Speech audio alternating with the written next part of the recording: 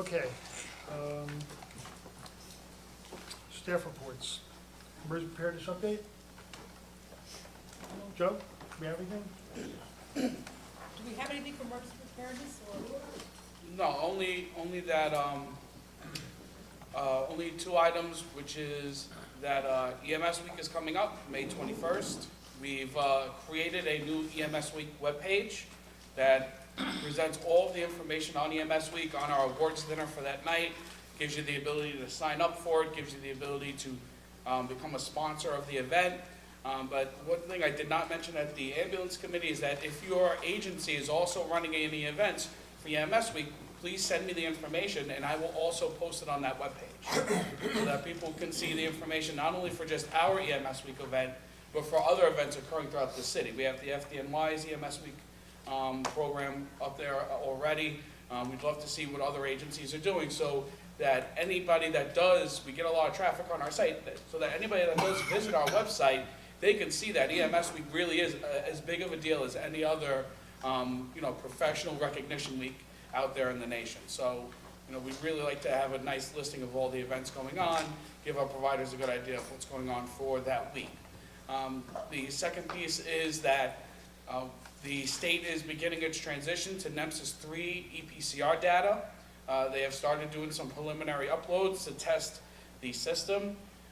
We will be hosting a couple of meetings, one in the day, one in the evening, where Peter Brody from the State Department of Health will be coming down to present information on what the new EMS bridge will look like, what the new NEMSIS 3 data uploads will mean for each of your agencies that currently utilize EPCRs.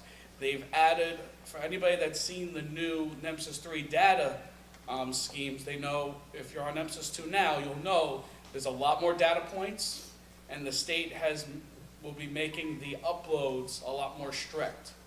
So whereas they relied more on the validation scores prior, they've added in a lot of pass-fails, where if you're missing data, it just won't accept the upload, you don't get credit for reporting to the state. So he's going to go into that in more detail. We strongly encourage our agencies to attend that event. We'll be hosting it here. We'll be doing one in the day, one in the evening, and we'll be sending out notices on it. That concludes our report. Yes? Question? Is the Department of Health giving back any information from NEMSIS? Or is it just going one way? What do you mean in terms of Are giving back there information? reports being generated about EMS care in New York State? Yes. Right now, the most prominent example of this is what's occurring with the opioid crisis.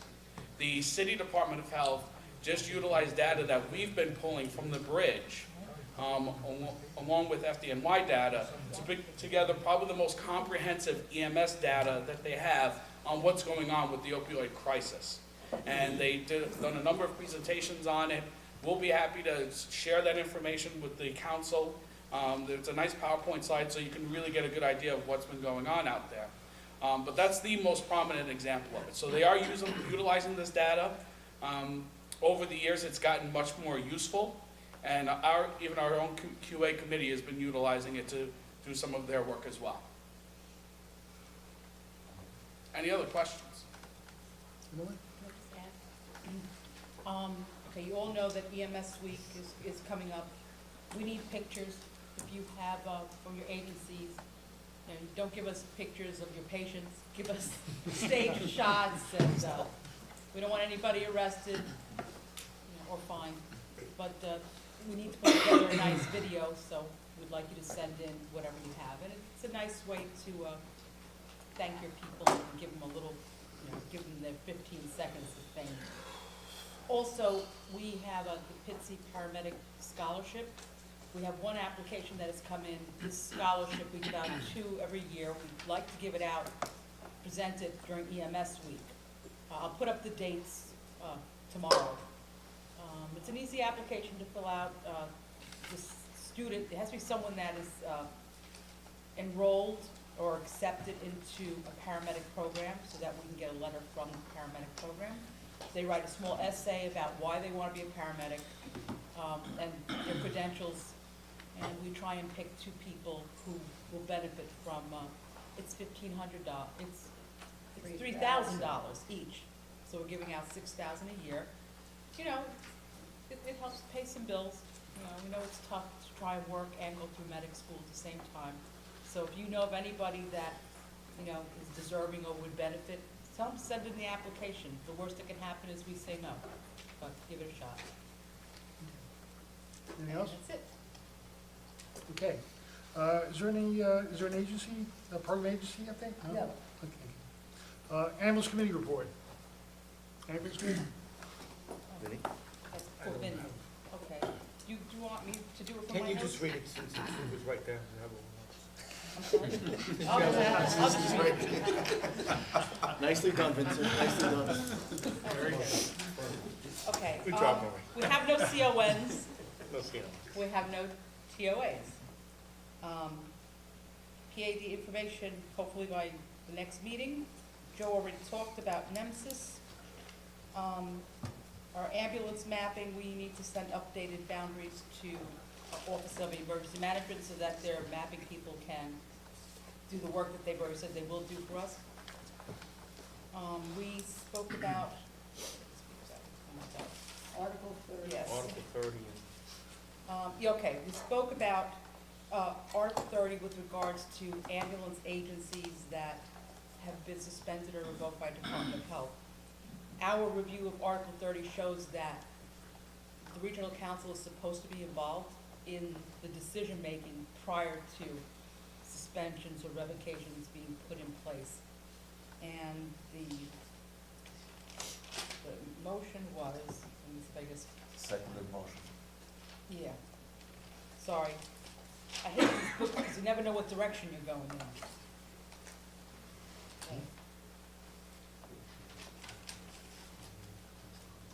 Okay, recommend to the regional councils comes from the ambulance committee in the form of a seconded motion.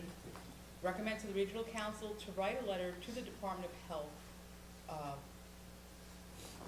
regarding their authority under Article 30 and why they haven't followed Article 30. I will put it in better language. Well said. Does it make sense? The letter is going to ask the Department of Health why they have not operated according to Article 30, which is supposed to include the regional councils. And we'll see what kind of response we get. Don't laugh, don't. Just hoping it's carefully worded. It will be very carefully worded. So we need to have a vote on that. Mr. Chairman, I would like to, Discussion first. Okay. that's what I'm Sorry. seeking. If that's okay. Okay. Sorry. I would suggest that this letter be run by the legal counsel before we send it. Absolutely.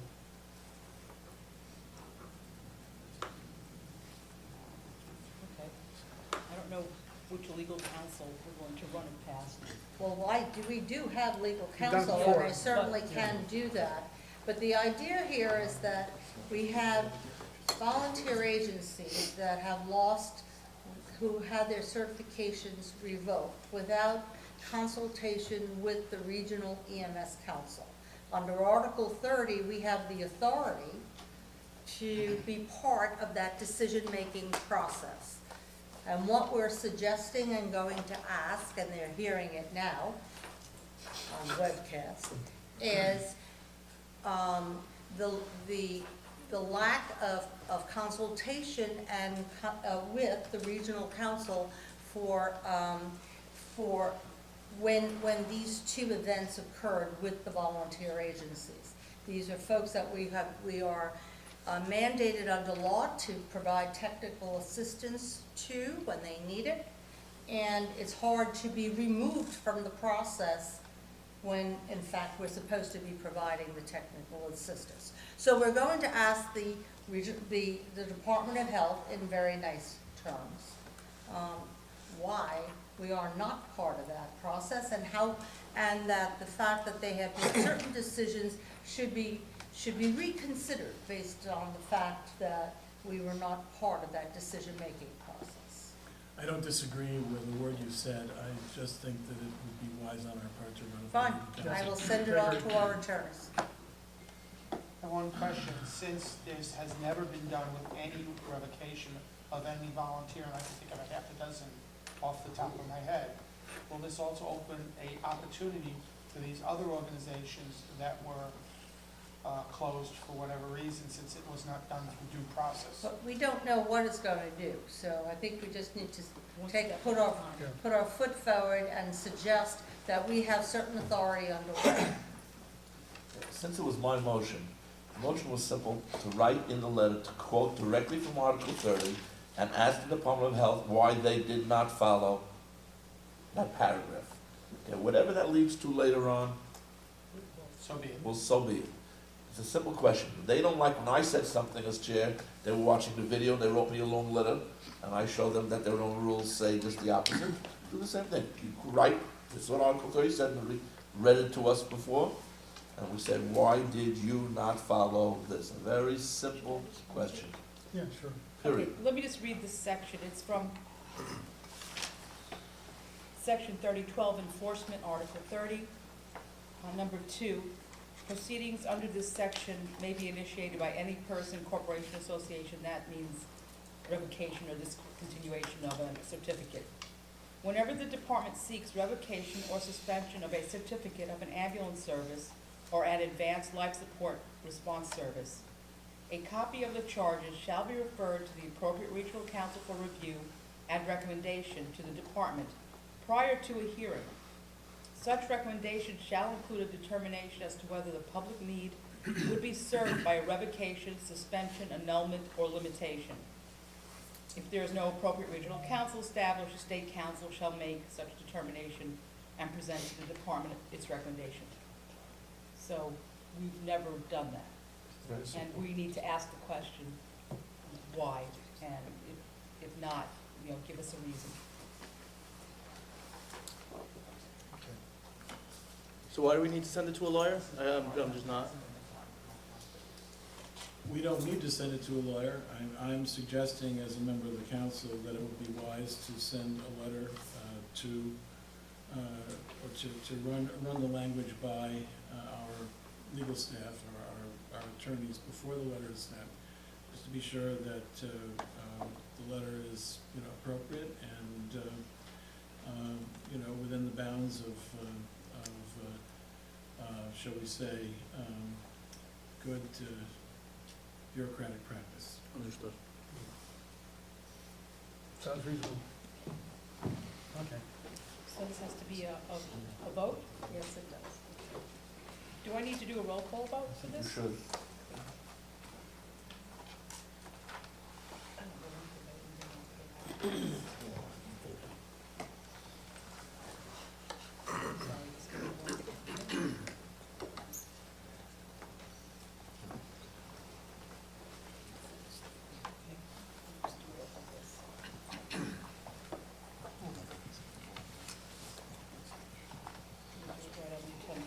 Okay. Guess we should state again what we're voting for.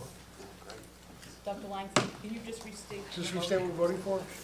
It says it much better than I do. REMSCO authorizes the council to pen a letter to the Department of Health quoting the relevant statement in Article 30 and ask why the Department of Health did not comply with that requirement, and to send that letter first to legal counsel for approval.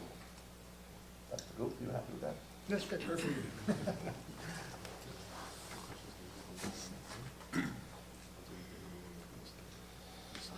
Okay. Let me know in favor, opposed, or abstain. Doug Jacob, In favor.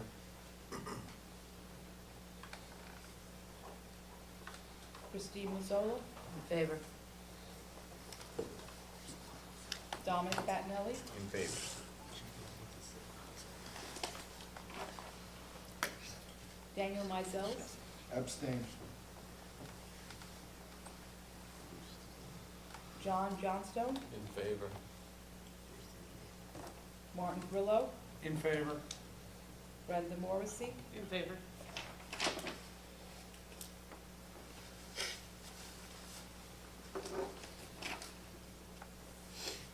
Scott Orlansky, In favor. Morty Lax, In favor. Vincent Franco, In favor. Scott Chang, Abstain. Arthur Cooper, In favor. Manfred Fuchs, In favor. Gerald Gelbard, In favor. Jerry Gumbo, In favor. Sean Graves, Abstain. Ezekiel Langston, In favor. Dennis Laurie, In favor. Mitchell Powell, In favor. and Robert Cruiky. In favor. Okay, so that's 2 abstentions remaining. Three. Three abstentions? You're right, 3 abstentions. But the motion carries. 1, 5, 6, 7, 8, 9, 10, 11, 12, 13, 14, 15, 16, 17. 17 in favor. Okay. So the motion carries.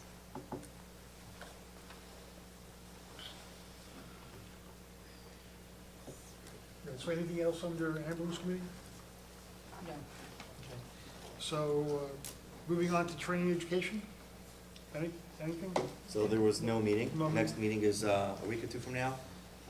We're gonna take a recommendation though from the, which committee was it? Oh, it was at least, it was brought up at REMAC, the fatigue study, to Oh, put from together Kuwait. a regional training component. So that's what we're gonna be looking at the next meeting. So, I'm gonna give the REMAC report tonight. Okay, REMAC met on Tuesday, March 20th. This is a brief summary, but the first item is something that requires action on our part. Okay, New York City Health and Hospital Corporation rescinded its nomination, Dr. Mato Baez. Okay, they, in his place, okay, nominated for primary representative to REMAC, Dr. Mark Cantor, who's Associate Chief Department of Emergency Medicine, Lincoln Hospital, and is also the Associate ED Residency Program Director there. So that requires a vote from us. Yes. Regional Council has to approve all nominations to the REMAC. And does that need to be a roll call vote also, or just hand vote? Okay, so, we're voting, whether or not, to approve REMAC's recommendation, to appoint, Dr. Mark Cantor, to REMAC. So, all in favor? Anyone opposed? Abstentions? Unanimous. Okay. There were also some motions approved at the REMAC meeting. The first one was that on an interim basis, in the event of an MCI, where there are limited resources, that the need for capnography will be suspended for supraglottic airways. This is an emergency protocol change, okay, so this will be referred to protocol committee, so to go through the formal process down the road. There are also those the revisions accepted to the LS Committee Certifications and Credentialing Committee for specific requirements for CME. The first point we made was that all call reviews be physician directed. There's also a category B CME section A that allows for online CME and journal CME. There's also it was approved that an accrediting body, would be part of accreditation would be REMSCO AMA, to be determined by the medical director. Okay, and the lecture time is approved on a 1-to-1 basis. Okay, so 1 hour lecture, 1 hour CME. Okay, last motion was the approval of the stroke protocol, GOP appendix, and that will be referred to CMAC. Mr. Chairman, just for clarification purposes, the vote to suspend the requirement for waveform capnography during a multiple casualty event, so that it's very clear to everyone, was instituted as an emergency protocol change at the meeting, okay, but subject to review and reconsideration following the protocol committee meeting. The sense was that it represents a very big change from standard of care, and that it needed a little bit more discussion than was, appropriate at REMAC itself. I don't think there's any anticipation that the suspension of waveform capnography will change. Simply that it seemed to make sense that we have a fairly detailed review before we take that step. Okay, and that is correct, I do appreciate the clarification. And it was limited to the supraglottic airways. Supraglottic only. Yeah, non-endotracheal. Right. Okay, that's actually all I have. Any discussion, anything that was mentioned here? Okay. Quality Improvement Committee report, any? I could do that. on There the- Yeah. is. You want me to do it? You want to do it? Thank you. for-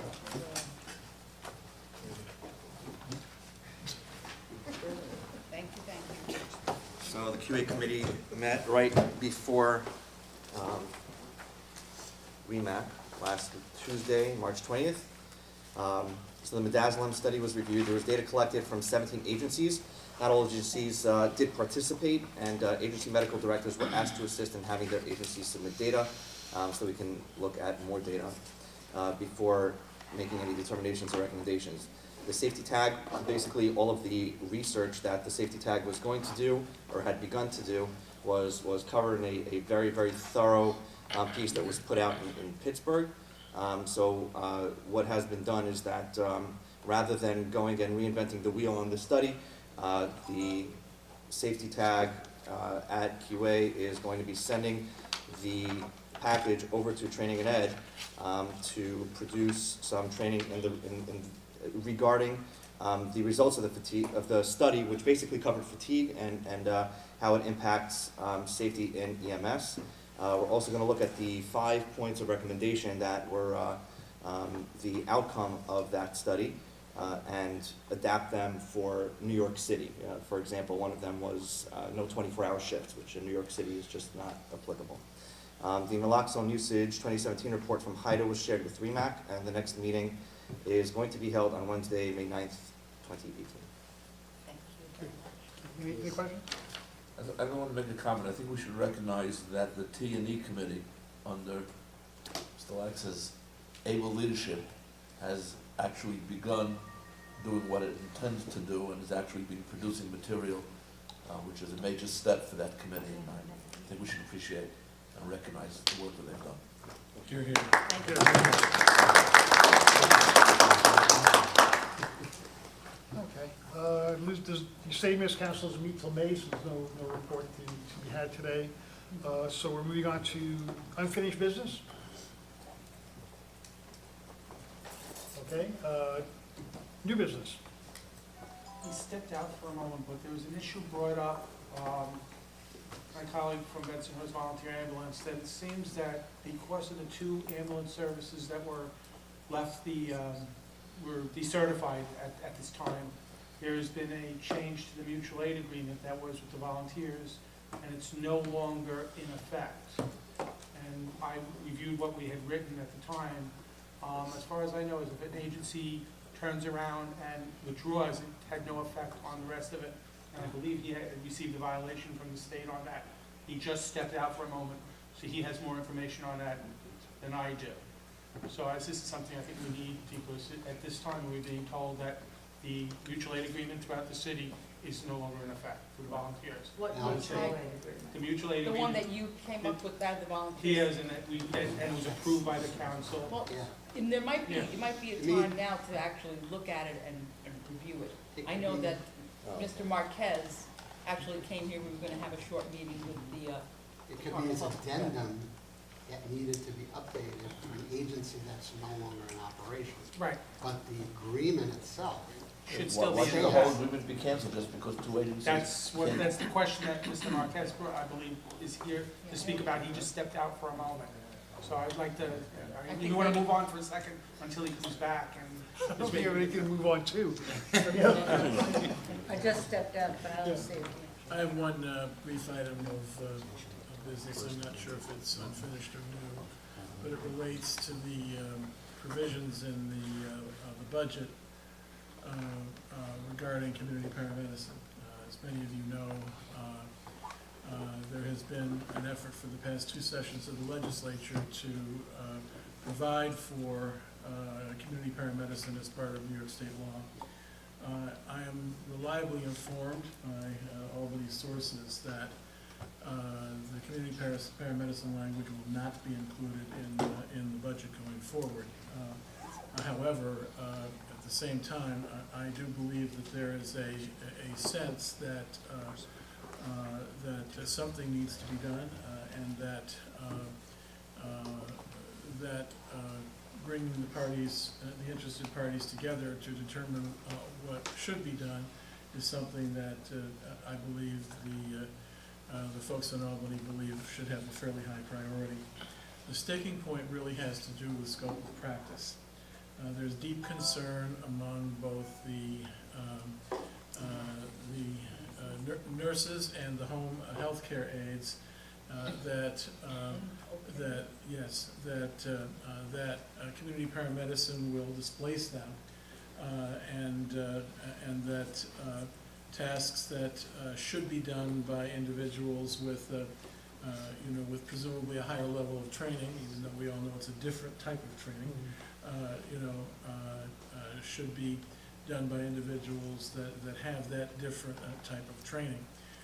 So I think that as this process unfolds, it will on some level be necessary to be more specific than the current suggested legislation is about the scope of practice that would be entailed. So I bring it up now in council because I know many of you are interested in this issue. And I think to the extent that you could think about this issue, what particular scope of practice community paramedicine can or should be embracing, I think that would be extremely helpful to the process.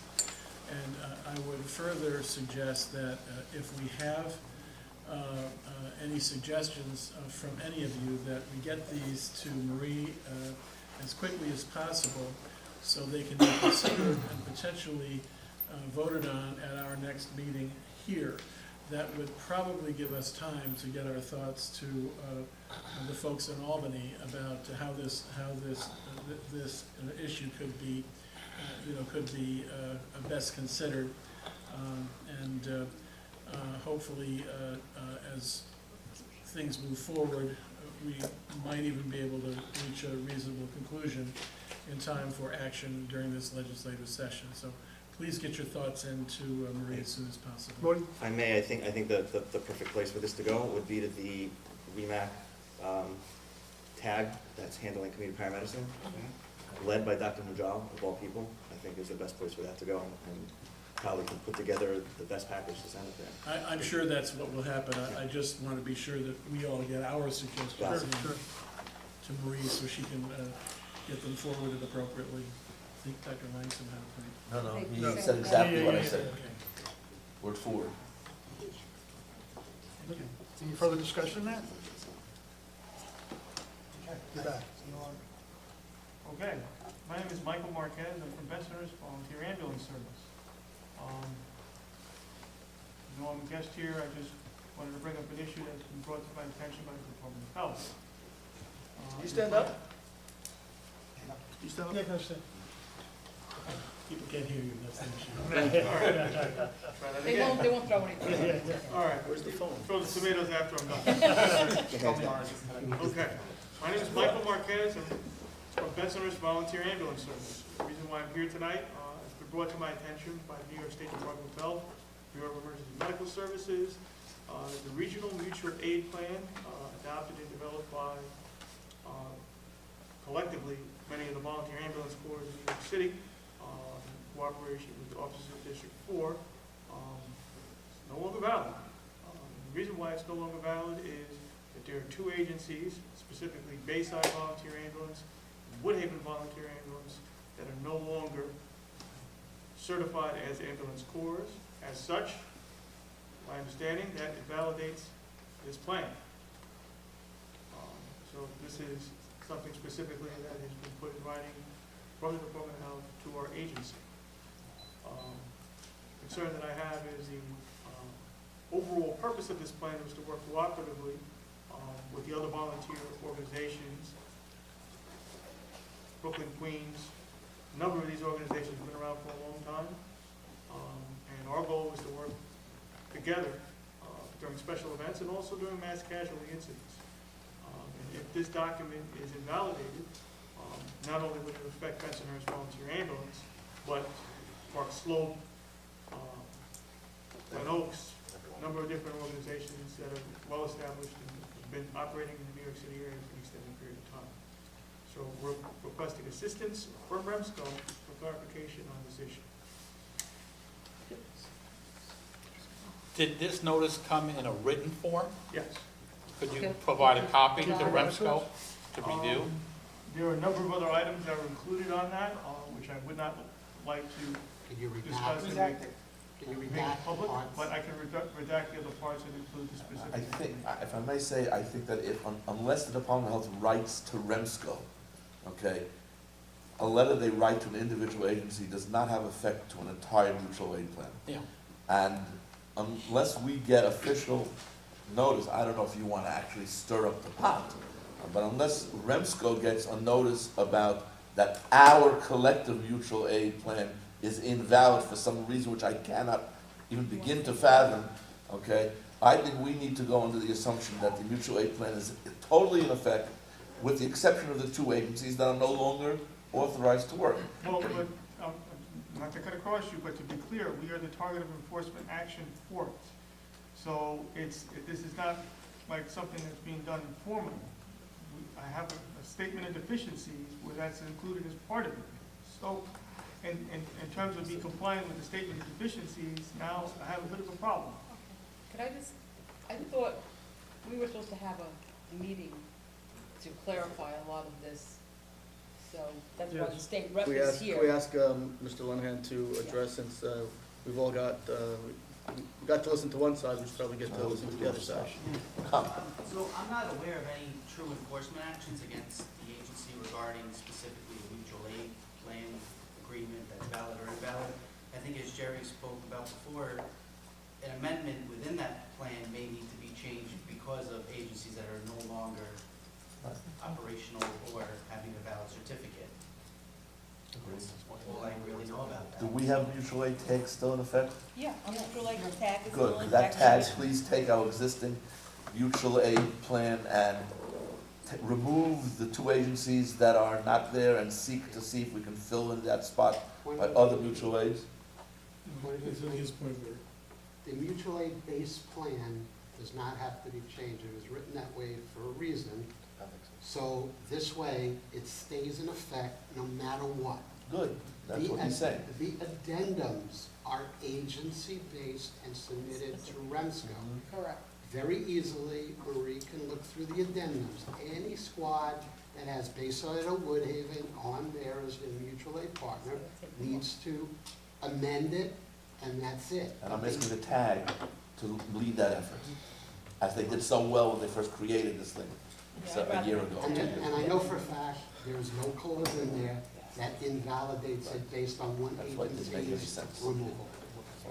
Are you able to stay after this meeting, so we can have our meeting? I think because it's coming down, yes. Okay.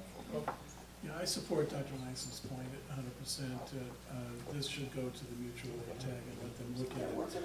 I did have an opportunity to very briefly review the document here as some of our colleagues were speaking.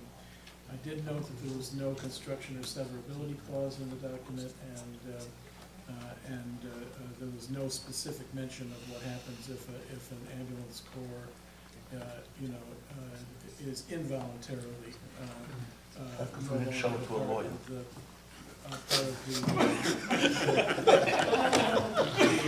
What you need the document. And I would suggest, Dr. Langston, that we show it to a you lawyer. should show it to a lawyer. So thank you for seconding my suggestion from before. But this, I do think this is of utmost importance. We never know when mutual aid is going to be needed.